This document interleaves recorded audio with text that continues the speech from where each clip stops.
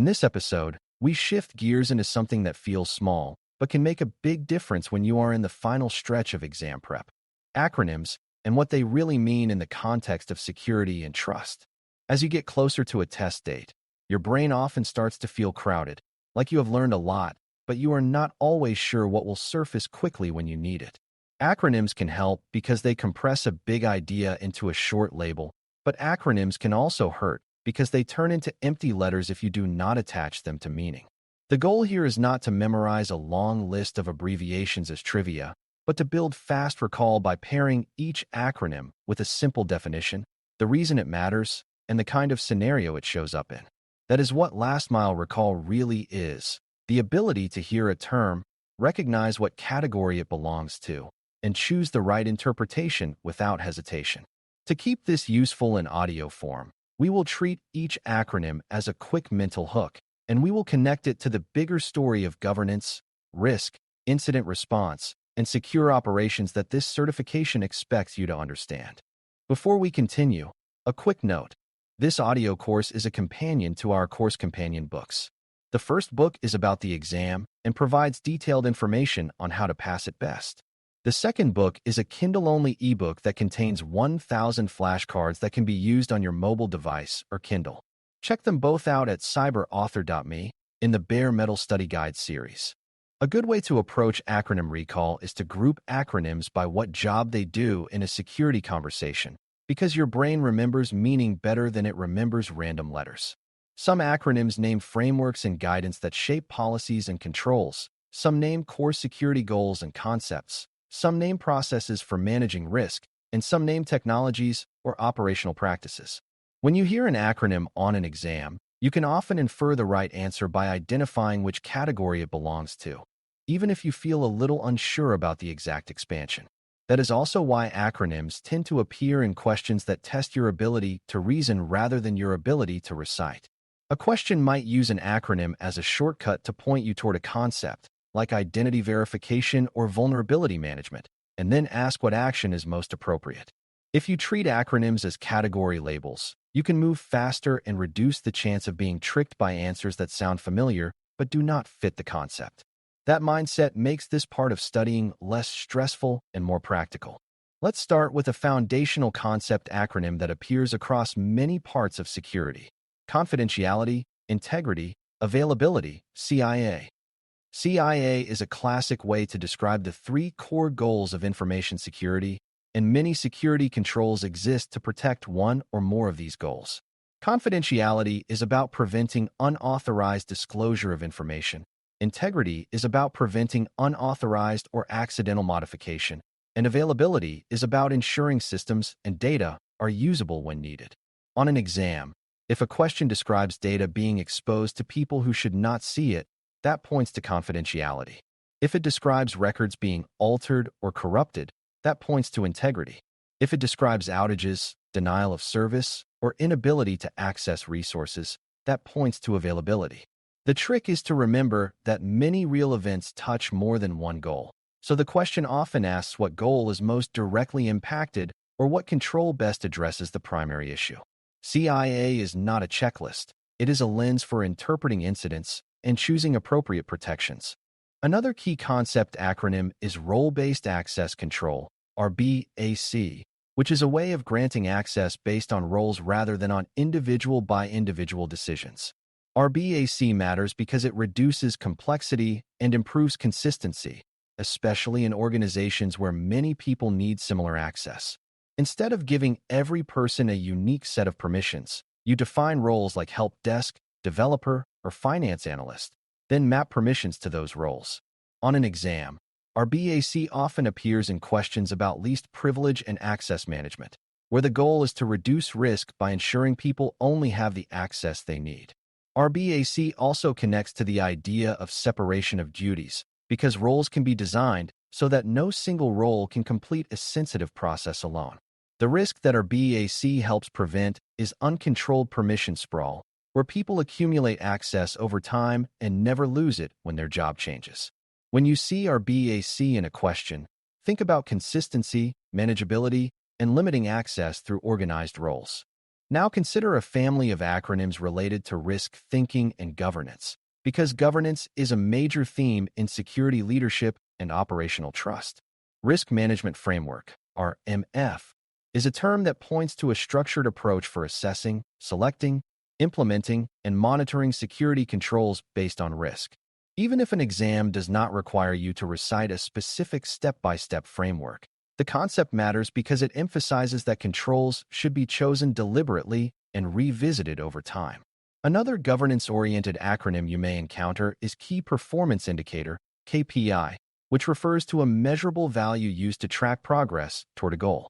In security, a KPI might measure something like time to detect incidents or percentage of critical systems covered by a certain protection. KPI ties directly to the prior episode on measurable outcomes, because direction without measurement becomes vague. When you see risk and governance acronyms, the test often wants you to think about repeatable processes, accountability, and evidence-driven decisions, not about one-off heroics. Before we continue, a quick note. This audio course is a companion to our course companion books. The first book is about the exam and provides detailed information on how to pass it best. The second book is a Kindle-only ebook that contains 1,000 flashcards that can be used on your mobile device or Kindle. Check them both out at cyber.author.me in the Bare Metal Study Guide series. Identity and authentication acronyms are also common because access is one of the biggest pathways to harm. Multi-factor authentication, MFA, is an authentication approach that requires more than one factor, which could include something you know, something you have, or something you are. MFA is heavily associated with reducing the risk of account compromise because a stolen password alone becomes less useful to an attacker. Single sign-on, SSO, refers to a system that allows a user to authenticate once and access multiple services without re-entering credentials, which improves usability and can improve security when managed properly. On exams, the trick is to remember that SSO can reduce password fatigue and improve centralized control, but it also concentrates risk if the central identity system is compromised. These acronyms often appear in questions that weigh usability, security, and operational impact, and your job is to choose the answer that best reduces risk while still supporting realistic workflows. When you hear MFA, think protection against credential theft, and when you hear SSO, think centralized authentication plus the need to protect the identity provider strongly. Now shift into monitoring and incident-related acronyms, because these show up in questions about detection, response, and evidence. Security Information and Event Management, SIEM, refers to systems that collect and analyze logs and events to support detection and investigation. Even if you are not asked to configure anything, understanding what SIEM does helps you answer questions about visibility, correlation, and alerting. Incident Response, IR, is a broad term for the process of detecting, containing, eradicating, and recovering from security incidents, and it often implies the need for planning, roles, and repeatable playbooks. Mean Time to Detect, MTTD, and Mean Time to Respond, MTTR, are progress signal acronyms that measure how quickly an organization detects and responds to events. These are not just numbers. They indicate whether a security program is improving in a way that matters during real pressure. When you see incident acronyms, the exam often wants you to choose actions that improve visibility and coordination, like ensuring logs exist, ensuring alerts are triaged, and ensuring response responsibilities are clear. Vulnerability and patching acronyms often appear because reducing known weaknesses is a foundational security activity. Common Vulnerabilities and Exposures, CVE, refers to a naming system for publicly known vulnerabilities, which helps teams talk about the same issue consistently. Common Vulnerability Scoring System, CVSS, is a way to score vulnerability severity, often used to help prioritize remediation. The exam angle here is usually prioritization and context, because a high score does not automatically mean the highest priority if the affected system is not exposed or if compensating controls exist. Patch management itself is not an acronym, but you will see the related language frequently, and the key idea is that patching is a risk decision under constraints, not a mindless activity. When you see CVE, think identification of a vulnerability, And when you see CVSS, think prioritization input, not a final answer.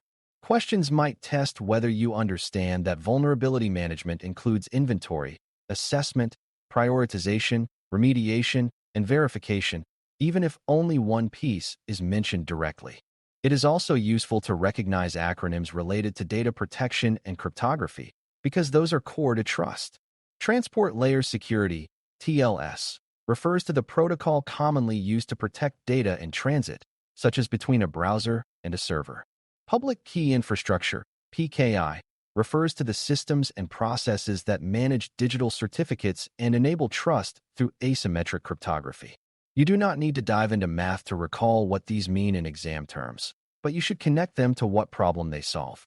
TLS helps prevent eavesdropping and tampering during communication, which links to confidentiality and integrity. PKI supports identity and trust relationships, such as proving that a server is who it claims to be or enabling secure email. When you see these acronyms, the exam may be probing whether you understand the difference between protecting data in transit versus data at rest, or whether you understand why certificates matter. In many questions, the safest choice is the one that improves confidentiality and integrity for sensitive communications without relying on user behavior.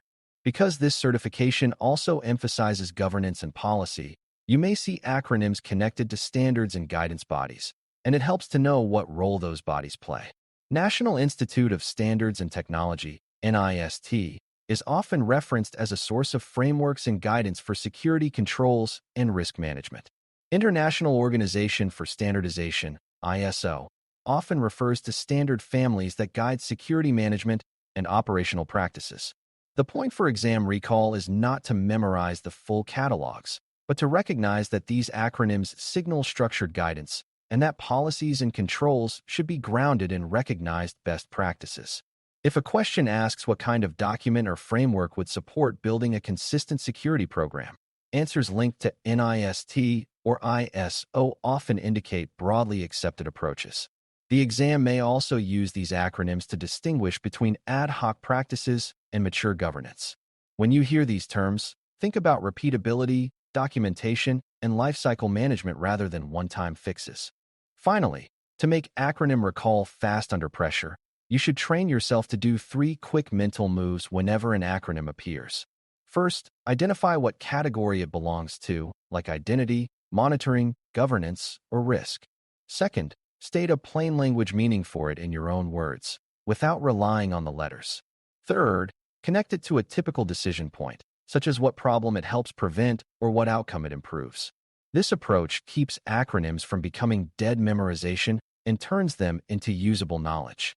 It also helps you avoid traps where 2 acronyms look similar but belong to different purposes. In audio form, the goal is to build a reflex where hearing CIA triggers a security goals lens, hearing MFA triggers access hardening against credential theft, and hearing SIEM triggers visibility and correlation for detection. When you can do that quickly, you are no longer decoding the acronym. You are applying it.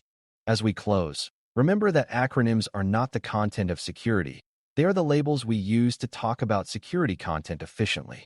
The exam uses acronyms to test whether you can move from a label to the concept and then to the right decision, especially when the question is written to simulate real pressure.